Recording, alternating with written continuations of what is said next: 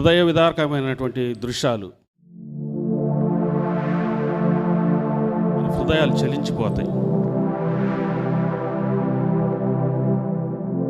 ఒక మనిషి తన అవసరాలు తీర్చుకోవటానికి నేచురల్ కాల్స్ అంటారు, అంటే 1, 2 తీర్చుకోవటానికి సింకులు నిండిపోయి ఉన్నాయి. ఫస్ట్ మేమిచ్చే సహాయం అందించడానికి బయటికి వస్తే తడిస్తే స్నానం చేయడానికి లేదు, కింద నీరు 3-4 అంతస్తుల్లో ఉన్నారు, బయటికి రావడానికి వచ్చే పరిస్థితి లేదు,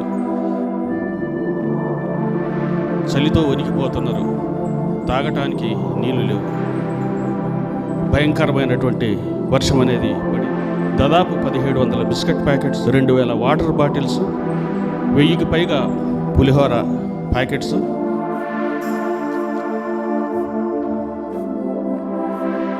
జెట్ కాయిన్స్, క్యాండిల్స్, అగ్గిపెట్టెలు, మెడిసిన్స్, చిన్న చిన్న అది జ్వరానికి కానీ వాటికి కానీ వచ్చేటువంటి మెడిసిన్, నాలమైనటువంటి దుర్గంధమైనటువంటి వాసన. మాకు 1-2 శవాలు కూడా కనిపించడం అనేది జరిగింది. ఆహారం లేదు, నీరసపడి ఉన్నారు.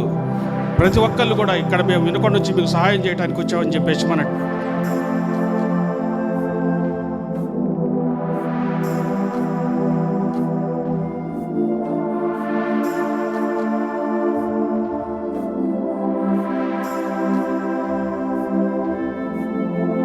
గంటలు ఈ కార్యక్రమం మొత్తం 3 గంటలు వర్షంలో చేసినాం. అయితే మాకు వర్షం అనిపించలేదు, కింద మాకు నీరు ఉందని అనిపించలేదు, చుట్టూ దుర్గంధం వస్తుందని అనుకోలేదు, లేకపోతే జబ్బులు వస్తాయని అనుకోలేదు. 2-3 శవాలు కనిపించినా కానీ భయపడలేదు, వెళ్ళిపోతూనే ఉన్నాం. అసలు ఆ ఏరియాలోకి వెళ్తుంటే నిజంగా సింగ్ నగర్, ఆ తర్వాత అవి దాటుకొని పోయిన తర్వాత పైపుల కాలనీ, ఇప్పటికి కూడా ఏ వాలంటరీ ఆర్గనైజేషన్ వాళ్ళు అంత దూరం వెళ్ళలేదు. ఎందుకంటే అక్కడికి వెళ్తే ప్రమాదం, వాళ్ళు వద్దని చెబుతున్నారు పోలీసులు కూడా.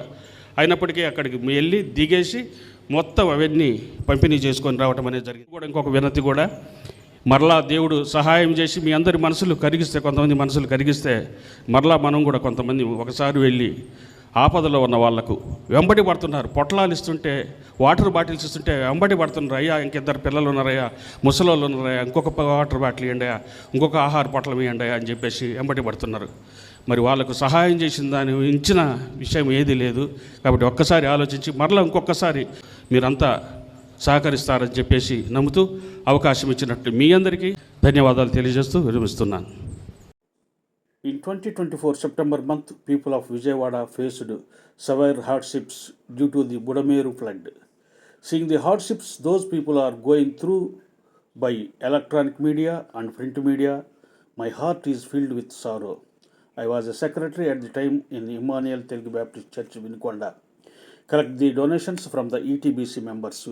We took food, water bottles, biscuits, medicines and jet coins for flood victims of Budameru of Vijayawada. It was time to go there and offer our help. About 50 people with love and humanity, we went there for distribution. See the service we did there. Thank you.